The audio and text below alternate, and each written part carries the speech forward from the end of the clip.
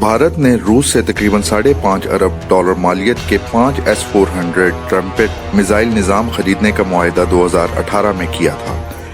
इत्तलाआत के मुताबिक ये मिसाइल निज़ाम अलग अलग हिस्सों में फ़ज़ाइया और बहरिया के माल बरदार जहाज़ों के जरिए इंडिया के एक दिफाई अड्डे पर लाए जा रहे हैं।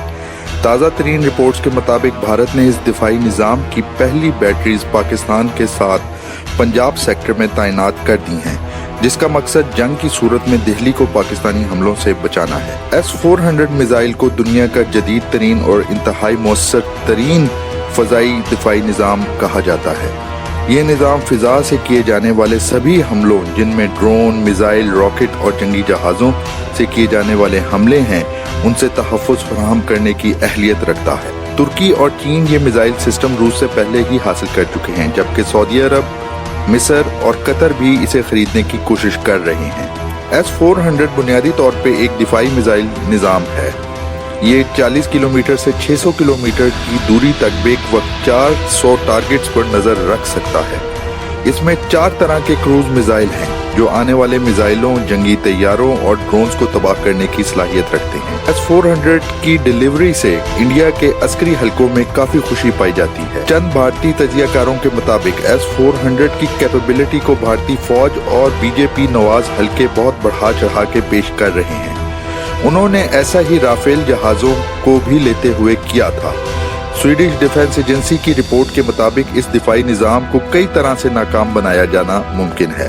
डायरेक्शन तब्दील करने की सलाहियत वाले क्रूज मिसाइल और निचली परवाज वाले लड़ाका तैयारे इस निज़ाम की सलाहियत को बहुत हद तक महदूद कर देते हैं। रिपोर्ट में यह भी दावा किया गया है कि सिस्टम को बेवकूफ़ भी बनाया जा सकता है और इसकी सलाहियतों को इलेक्ट्रॉनिक हमले के जरिए किसी हद तक मुतासर किया जा सकता है। दूसरी तरफ ये सिस्टम मिसाइलों और रॉकेटों के बैराज का मुकाबला नहीं कर सकता। एयर डिफेंस सिस्टम की तैनाती मैदानी इलाकों के लिए मौजू है, न कि पहाड़ी खित्तों या जंगलों के लिए।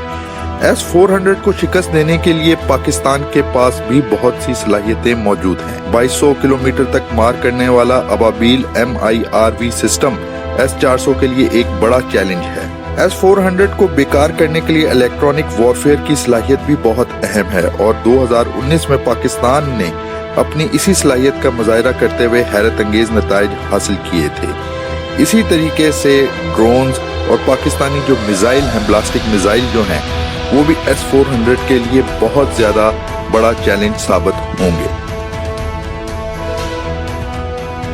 बिस्मिल्लाहिर्रहमानिर्रहीम। मैं हूं मोहम्मद बिलाल इफ्तिखार खान और आप देख रहे हैं स्ट्रेटेजिक एनालिसिस ग्रुप। आज हमारे साथ मौजूद हैं कर्नल असद महमूद और आज हम उनसे बात करेंगे S-400 के हवाले से, जो इंडिया ने अभी एक्वायर किया है। और इंडियन मीडिया की रिपोर्ट के मुताबिक इसकी पहली डिप्लॉयमेंट जो है पाकिस्तान के पंजाब बॉर्डर के ऊपर की गई है, जिसका एक मकसद तो हमें ये नजर आता है कि इंडिया समझता है कि पंजाब एरिया जो इंडिया की बहुत बड़ी वल्नरेबिलिटी है, क्योंकि आप जानते हैं कि अभी फार्मर्स का प्रोटेस्ट भी खत्म हुआ है। इसके अलावा खालिस्तान के ऊपर का भी आजकल नाम लिया जा रहा है और कश्मीर की सूरत हाल तो आप बहुत अच्छे तरीके से जानते हैं कि वहाँ पे क्या सिचुएशन हो रही है। इंडियन मीडिया और इंडियन रिटायर्ड जर्नल जो है खासतौर पे S-400 को लेके इस तरीके से उछल रहे हैं कि पता नहीं उनके पास क्या स्टेट ऑफ द आर्ट चीज आ गई है, जिसके बाद वो चाइना तो क्या अमेरिका को भी चैलेंज करने के काबिल हो गए हैं। और इसी हवाले से कुछ मैंने रिसर्च की, उसके बाद मैंने कर्नल साहब को रिक्वेस्ट की कि हम इसके ऊपर प्रोग्राम करें। तो इन शॉर्ट मैं ये आपको बताऊंगा कि S-400 जो है ये बेसिकली S-300 PMU का रिफाइंड वर्जन है, जो 1979 के अंदर रशियन जो एयर डिफेंस कोड जो है उसमें शामिल किया गया था। इसको नाम क्यों चेंज किया गया, उसके पीछे एक मार्केटिंग की वजह थी। ऑफ कोर्स S-400 जो है उसकी कैपेबिलिटी S-300 PMU से थोड़ी सी ज्यादा है, लेकिन इसे कहना कि ये इनविंसिबल है ये भी बहुत गलत होगा, क्योंकि हमने सीरिया के अंदर देखा कि इजरायली एयरफोर्स ने जिस तरीके से S-300 और S-400 जिसको डिप्लॉय बेसिकली किया गया था रशियन और सीरियन नेवल एसेट्स की हिफाजत के लिए, उसको तोड़ते हुए बॉम्बिंग की। और जब भी इजरायली आए वो अपने टारगेट्स अचीव करके गए। और फिर एक वक्त आया कि रशियन गवर्नमेंट को अपने S-300 और 400 की इज्जत बचाने के लिए हुक्म देना पड़ा सीरियंस को कि अब आप इसे बंद कर दें, इसको आप यूज ना करें। अभी तक अगर इसकी ऑपरेशनल हिस्ट्री की तरफ जाया जाए तो इसे क्रिमिया के अंदर रशिया ने डिप्लॉय किया। इसके अलावा पिछले साल जो है ये भी रिपोर्ट्स थी कि चाइना ने जो है कुछ बैटरीज जो हैं वो लद्दाख के अंदर भी जो है ये डिप्लॉय की थी। अब S-400 है क्या सर? अस्सलाम वालेकुम, पहले तो welcome to the show.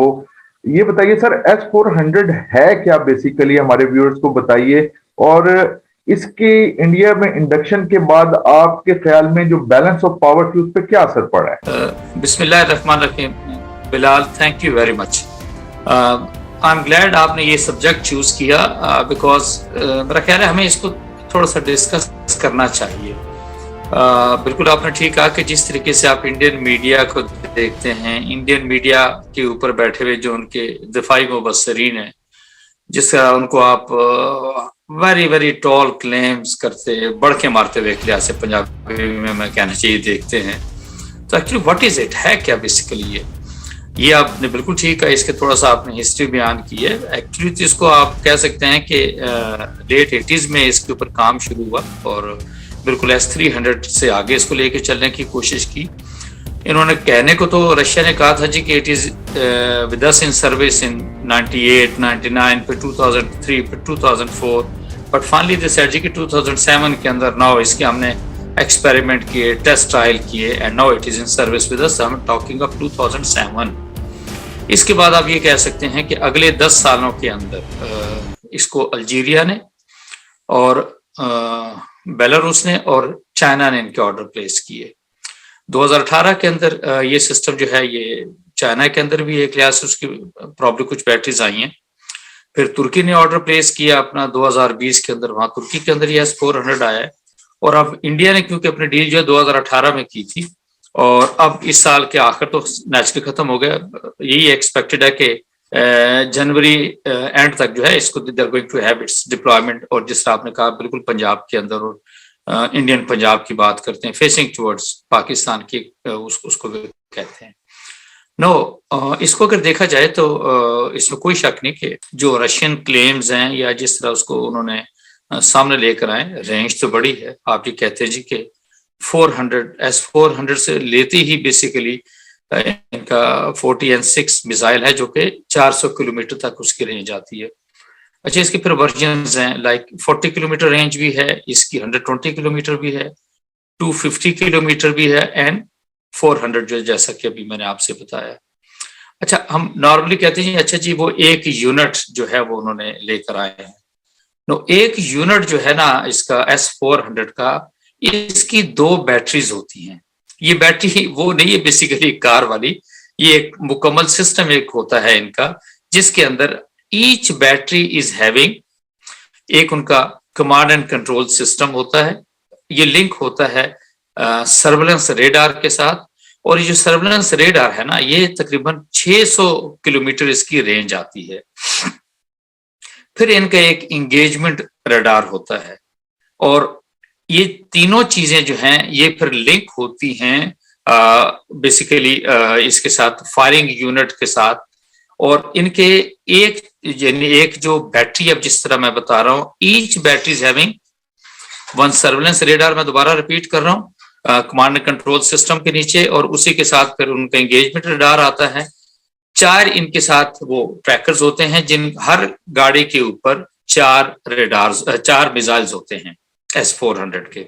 So in nutshell you can say कि हर बैटरी के अंदर इनकी 16 मिसाइल्स हैं, और एक यूनिट के अंदर ये 32 मिसाइल आते हैं। इंडिया ने ये 5 यूनिट्स का सौदा किया इनके साथ 2018 में। 5.5 बिलियन US$ के अंदर इसकी कीमत आती है। दैट मीन कि इनके पास अगर 5 यूनिट्स का मतलब है कि 10 इनकी बैटरीज हो गई, और अगर 32 मिसाइल एक यूनिट के अंदर मौजूद हैं तो 160 मिसाइल्स बेसिकली इन्होंने ये एक्वायर किए हैं इंडिया ने। और वो एक लिहाज से भी जब सारी डिलीवरी पूरी होती है तो they will be equipped with 5 units having 10 batteries, और उनके साथ 160 मिसाइल्स, और हर बैटरी का जैसे मैंने आपसे एक्सप्लेन किया कि ये उनका ओवरऑल सारा सिस्टम होगा, सर्वेलेंस का, कमांड कंट्रोल का, एंगेजमेंट का, और फिर उनके साथ वो किस रेंज के वो मिसाइल्स रखते हैं। ये जो S-400 का जो एक बैटरी है, या एक बल्कि उसकी एक बैटरी इनको कॉस्ट करती है 500 million US$। So that mean एक यूनिट की कीमत होगी 1 बिलियन, और जब इन्होंने 5 यूनिटों का, जैसे मैंने आपसे तस्करा किया कि 5 यूनिट मीन 10 बैटरीज का इन्होंने सौदा किया, तो बेसिकली 5 बिलियन आ गया नेचुरली। इसके बाद फिर कोई आफ्टर सेल सर्विस, कोई स्पेयर्स, बाकी सारी चीजें, कुछ भी मिसाइल एक्स्ट्रा इन्होंने लेने हो, तो ये सारे डील इनकी बेसिकली 5.5 बिलियन के अंदर गई है। तो this is something very important, why? Because everybody talks of S-400 ये करेगा वो करेगा। हमें एक्चुअली ये तो पता हो ना कि भाई टोटल मिसाइल कितने हैं, 160। अब इस एंगल से इनके जो जो उन्होंने S-400 के जो ओके मिसाइल्स कह लें, रॉकेट्स कह लें, वट एवर इट इज, जो जो उन्होंने एक्चुअली एक्वायर किए हैं। सो यू कैन से कि आप ये कहने को तो कहते हैं जी कि नहीं, ये तो 160 targets at the moment engage कर सकते हैं। तो अगर इन्होंने 160 मिसाइल अपने फायर कर दिए एक ही टाइम पे, तो कहानी तो खत्म होगी ना। What next? This is how they are going to deploy. और उनकी जो ओवरऑल वज़रा को आप जब सुनते हैं, नेशनल सिक्योरिटी एडवाइजर की बात आप सुनते हैं, आज जो उनके दिफाई जराए हैं, ओवरऑल जो मेन स्ट्रीम मीडिया पे आके रफली लोग बात करते हैं, तो से जी के ये हम इसको डिप्लॉय ऐसे कर रहे हैं कि ये चाइना को भी और पाकिस्तान दोनों को काउंटर करने के लिए है। बट आप मुझे ये तो बताइए ना कि इस पे स्टडीज तो बहुत सारी हो चुकी हैं S-400 के ऊपर, पूरी दुनिया ने स्टडी की है, अमेरिकन ने स्टडी की, थिंक टैंक इसको स्टडी करते हैं, पिच करते हैं पेट्रियट मिसाइल सिस्टम के। अभी ये क्लेम करते हैं रशियंस कि जी हम इसको 5 मिनट के अंदर जो है ना, it is ready to operate. 5 minute के अंदर frankly speaking such a huge system, जब आप सर्वेलेंस रेडार को इंटैक्ट करेंगे, उसका पैराबोला आपने उठाना है, इसमें उठना है, इसके बाद ग्राउंड क्लियरेंस उसको चाहिए भाई। ओके, अगर नॉर्मल ग्राउंड हो फिर तो ठीक हो गया। अगर ये हिली एरिया के अंदर मौजूद है, जंगल के अंदर मौजूद है, how they are going to deploy themselves? So naturally ये इश्यूज एक लिहाज से आते हैं। फिर स्पीड ऑफ मिसाइल की भी बात आती है। अच्छा जी, इनकी कितनी मिसाइल की स्पीड है? 4.8 किलोमीटर पर सेकंड की एक लिहाज से बात आती है। Know the missile which adversary जो उनको कहते हैं पाकिस्तान और चाइना का है, China and Pakistan, I would simply say they are way ahead of India या इस मिसाइल टेक्नोलॉजी से। तो आई वुड से एक ये जरूर हमारे जितने भी आई वुड से देखने वाले या व्यूअर्स हैं, ये सुनने वाले हैं, ये मैसेज उनको जरूर जाना है कि जब कोई इस तरह की डिप्लॉयमेंट होती है, वेपन एक्वायर किया जाता है, तो लामहला उससे पहले ही मैं समझता हूँ उसको काउंटर करने के लिए काम शुरू हो चुका होता है। अब एक बात तो ये आप देख रहे ना कि चाइना के पास तो ऑलरेडी सिस्टम मौजूद है, और उन्होंने जो डिप्लॉय भी किया है उसको, वो बेसिकली फेसिंग टुवर्ड्स लद्दाख, और उनका एक अरुणाचल प्रदेश है, उस तरफ उन्होंने दोनों यूनिट्स को लगाया हुआ है। सो दैट मीन कि भाई ये फिर इसका मतलब है एक ही फैमिली के मिसाइल जो है वो एक दूसरे के ऊपर फायर होंगे, एक दूसरे के ऊपर इस्तेमाल होंगे। बट आपने वो जो हल्का सा उसका तस्करा किया था सीरिया के साथ को लिंक करके कि जी ये वहां पर भी उस तरह की डिप्लॉयमेंट थी, but practically they couldn't do anything over there. तो अभी तो आप ये कह सकते हैं कि इसकी बेटर वर्दीनेस, इसकी ऑपरेशनल एफिशिएंसी, इसकी ओवरऑल जो पीक परफॉर्मेंस है, it is yet to be gauged कि अच्छा जी इसने ऑपरेट किस तरीके से करना है। फिर एक और चीज भी आती है, अब जो आपने इंडियन मीडिया को कोट किया या हमने भी सुना, उनके दिफाई मुबस्सिरीन की बात आती है, वो तो ऐसा लगता है जी कि इंडियन डिफेंस तो या इंडियन एरिया तो टोटली इनविंसिबल हो गया है, उनको किसी तरह का कोई प्रॉब्लम नहीं है। बल्कि अब उन्होंने कहा इंडियन अवाम को भी आप चुप करके सो जाओ, बिकॉज अब आपके पास S-400 आ गया। ये ऐसे ही है जैसे रफाल कुछ आ गए थे तो उन्होंने कहा था जी नहीं पूरा इंडिया सो जाए। ये ऐसा नहीं होता, बिकॉज मेरा ख्याल है हम उनसे ज्यादा अलर्ट है, हम उनसे ज्यादा जाग रहे हैं। और अगर इन्होंने जब 2018 के अंदर ये सारे के सारे एग्रीमेंट किया था, तो आपका क्या ख्याल है हम पाकिस्तान में हाथ पर हाथ रख के बैठे हुए थे? नहीं, आपके पास भी बड़ा कुछ है, आपके पास राद है, अबाबील है, बाबर है। ये तो मैंने एक छोटी सी एग्जांपल कोट की, उनके रेंजेस को आप देखें, उनकी स्पीड को देखें, उनकी एक्यूरेसी को देखें। अच्छा, फिर इसका जो इनका जो मिसाइल सिस्टम है वो बेसिकली हाई एक्सप्लोसिव फ्रेगमेंटेशन वाला है, यानी उनको अभी तक जिसको कहते हैं ना कि जैसे पेट्रोट सिस्टम है, it really goes actually on target, बिल्कुल टारगेट के ऊपर एक लिहाज से उसको जाता है। ये इस तरीके से तो ऐसा है कुछ नहीं है कि ये नहीं, प्रॉक्सिमिटी बेसिकली इसकी है, ऐसा हाई एक्सप्लोसिव मटेरियल इसके अंदर है कि जब टारगेट की प्रॉक्सिमिटी में जाएगा ये एक्सप्लोड होता है। सो दैट मीन उससे उसको कवर कर रहे हैं, और बिकॉज इसके ऊपर रशियंस अभी काम कर रहे हैं कि नहीं जी हमने उसको उसी टेक्नोलॉजी पे लेके जाना है, इसकी स्पीड को इनहांस करने की कोशिश कर रहे हैं, इसकी एक्यूरेसी को बढ़ाने की कोशिश कर रहे हैं, और अचीव कर रहे हैं कि हाँ वो बिल्कुल जो एक जिसको कहते हैं कि टारगेट जो उन्होंने इंटेंडेड टारगेट है उसके ऊपर उसको एक लिहाज से जाना चाहिए। फ्रेगमेंटेशन से थोड़ा सा वो दूर होना चाहते हैं, बट लेट्स सी, ये तो आगे की बातें हैं। सो फार तो आप ये कह सकते हैं कि उनको बगलें बजाने दें। इंडिया ने $5.5 बिलियन जो है वो रशिया को दे दिया। रशिया के तो हाहाकारी हो गए, दे आर वेरी कंफर्टेबल। उसी के साथ और बड़ी चीजें जुड़ी आती हैं जी कि इसको अमेरिका जो है वो काउंटर अमेरिकन एडवर्सरीज जो है उसको किस तरीके से उनके जो एक एक्ट है सैंक्शंस का, उसको कैसे एक लिहाज से लेके चलते हैं थ्रू काउंटर, उसको एक्ट को कैसे लेकर आते हैं। क्योंकि आपने देखा कि जब यही सिस्टम जो है वो तुर्की ने एक्वायर किया तो उसके ऊपर तो सैंक्शन एक लिहाज से वो लेकर आ गए। अब whether they go against India not certainly, अगर देखा जाए, और इसको अमेरिका ने तो बड़ा seriously, whoever has acquired that, उसको उन्होंने एक लिहाज से, रशिया को तो वो एनिमी तस्वर करते हैं प्यूनिटिव मेजर के तौर के ऊपर, उन्होंने सारी चीजें लेकर आने की कोशिश की है। बट लेट्स सी आगे इसको कैसे लेके चलते हैं। अच्छा सर, यहाँ पे एक मैं ऐड करता चलूं कि सर इंडिया ने एक defensenews.com में उसकी रिपोर्ट के मुताबिक तकरीबन 6000 के करीब मिसाइल जो है ना वो खरीद रहा है इसी सिस्टम के लिए। अब मुझे नहीं समझ आ रही कि 6000 मिसाइलों का उसने क्या करना क्या है, यानी कि समझ से बाला सर है। सेकेंडली सर, एक मैं आपसे सवाल पूछना चाहूंगा कि चाइना के लिए, रशिया के लिए चाइना ज्यादा अहम है इंडिया से, और इस दफा जब प्यूटन कुछ दिन पहले आए भी थे, चक्कर भी लगाया था इंडिया का, तो वहां पे भी दबे लफ्जों में बहुत बातें करके गए, जिसके बाद मोदी गवर्नमेंट ने रिक्वेस्ट की प्यूटन को, और प्यूटन ने फिर बात की प्रेसिडेंट जी से, और अब इनका समिट भी हो रहा है ट्राइलेटरल, जिसमें कोशिश की जा रही है कि मामला खत्म हो। तो सर आप क्या समझते हैं कि ये जो सौदा किया गया है, तो क्या ये चाइना की मशावरत के बगैर किया गया होगा? क्योंकि चाइना अगर तो मशावरत के बगैर किया गया है तो ये तो प्यूटन की तरफ से एक ऑफेंसिव किस्म का स्टेप है चाइना के खिलाफ। तो आप क्या समझते हैं कि क्या इसके पीछे मशावरत थी चाइना के साथ जिसके बाद ये किया गया, और अगर मशावरत थी तो इंडिया इस सिस्टम से क्या फायदा उठाएगा सर? देखिए, दो बातें आप जहन में रखें। ये तो मैंने आपसे कहा ना कि जी इनिशियली 160 मिसाइल्स एक्वायर कर रहे हैं। अब सिस्टम उनका मौजूद है, उनके फायरिंग यूनिट्स मौजूद हैं, फायरिंग मैकेनिज्म मौजूद है। सर्टली उन्होंने मिसाइल और एक्वायर करने हैं, उन्होंने और पैसे देने हैं, मिसाइल तो आ जाएंगे, इसमें कोई शक नहीं है। S-400 के जो है किसी भी रेंज के उनको चाहिए। ये इन्होंने एग्रीमेंट 2018 के अंदर रशिया के साथ किया था। 2018 से लेके 2021 के दौरान आप ये देखें, इन 3 सालों के अंदर चाइना और रशिया बहुत करीब आए एक दूसरे के। 2018 से पहले या 2018-19 के अंदर भी उनकी उस तरह की वो एक डीपर अंडरस्टैंडिंग नहीं थी जो आपको नजर आती है।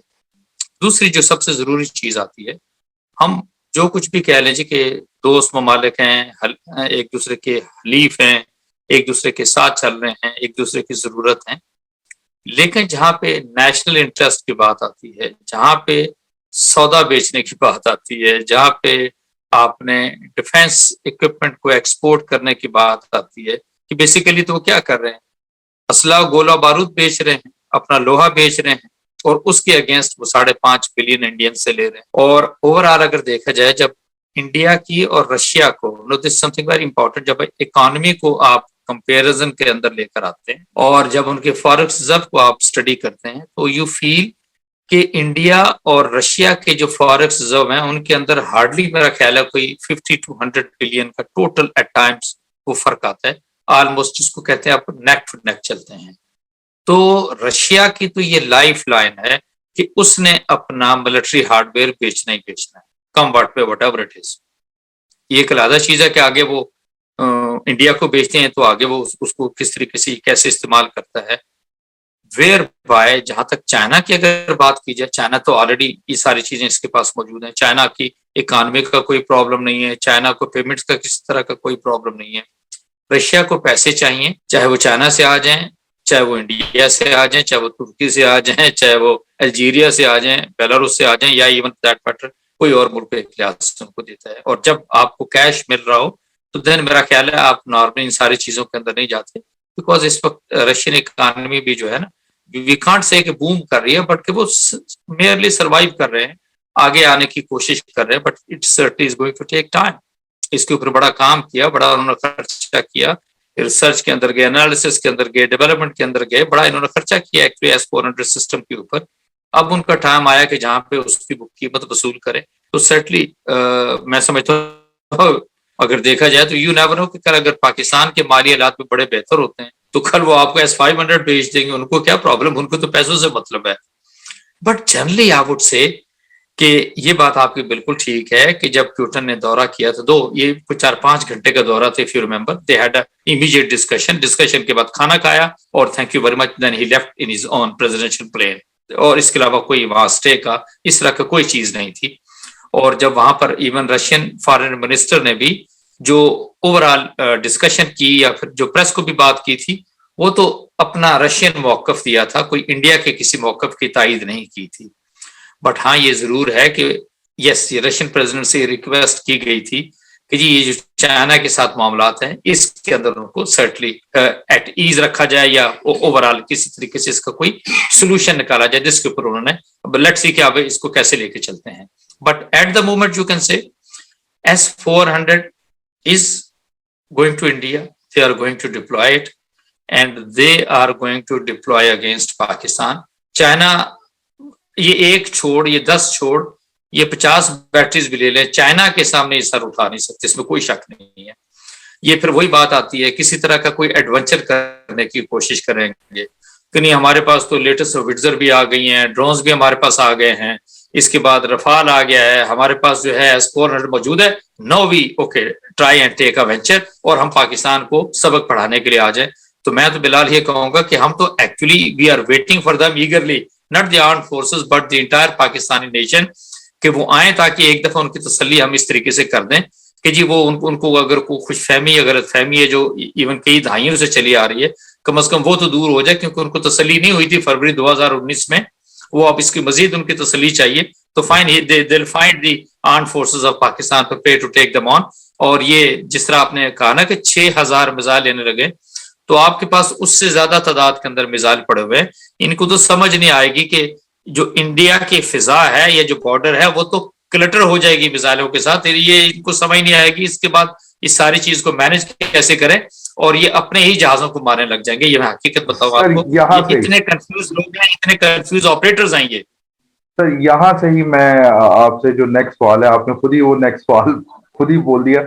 सर 2019 में हमने देखा जब बड़ा ये सर्जिकल स्ट्राइक 2 में आए थे, और हमने देखा अभी बात सीरिया में भी हमने की, जो इजरायली राफेल डिफेंस कंपनी है उसने ये दावा किया कि जी S-400 को हमने मुकम्मल जैम किया, और उसकी उन्होंने एग्जाम्पल दी जो इजरायली जहाज जाते थे बॉम्बिंग करते थे ईरानियंस के ऊपर, सीरियंस के ऊपर, S-300 और 400 बिल्कुल खामोश थे, और फिर रशिया को बंद करना पड़ा कि अब इसे यूज नहीं करना है। अच्छा सर, पाकिस्तान ने 2019 में अपनी इलेक्ट्रॉनिक वॉरफेयर की कैपेबिलिटी दिखाई। अभिनंदन को नहीं पता था क्या बात हो रही है, बिल्कुल ब्लाइंड था, उसे गिराया, फिर Su-30 MKI को गिराया, और उसके बाद खुद इंडियंस में से कुछ आवाजें आ रही हैं जो इन्होंने खुद अपना हेलीकॉप्टर गिराया था, वो भी बेसिकली उनका ये ख्याल है कि कैपेबिलिटी थी पाकिस्तान के पास जिसकी वजह से उनका रडार वगैरह जो है उसने गलत रीड किया और आ गया। ये तो अब एक बहुत बड़ी हकीकत है कि नेटवर्क की बर्बादी के लिए जो इलेक्ट्रॉनिक वॉरफेयर जो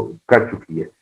सर आप क्या देखते हैं कि अब S-400 आ गए हैं और इंडियंस कह रहे हैं कि जी अब कोई कबूतर भी नहीं आ सकेगा जासूसी के लिए इंडिया के अंदर पाकिस्तान की तरफ से, तो क्या पाकिस्तान इलेक्ट्रॉनिकली जो है इस S-400 को जो है जैम करने के, तो आप क्या समझते हैं कि इन केस ऑफ वॉर किस कदर S-400 उस बैलेंस ऑफ पावर जो हमने मेंटेन किया हुआ है उसको खराब करने की सलाहियत रखता है?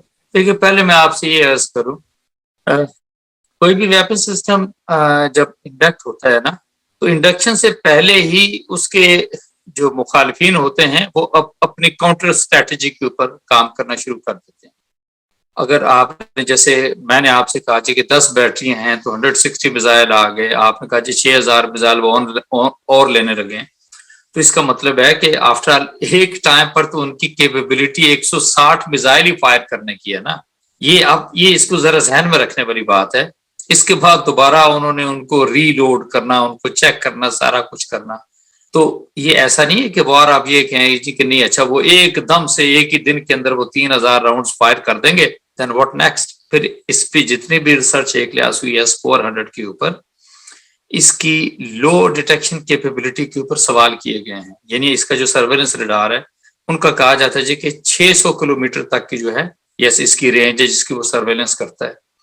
अब अगर आपके जो हवाई जहाज हैं, आपके जो ड्रोन्स हैं, इवन कोई क्रूज मिसाइल है जो आप बिल्कुल दरख्तों के साथ साथ नैप ऑफ द अर्थ पे मूव करते हैं, वो अनडिटेक्टेड जाता है जब तक कि 35-40 किलोमीटर के रेंज पे नहीं पहुंचता।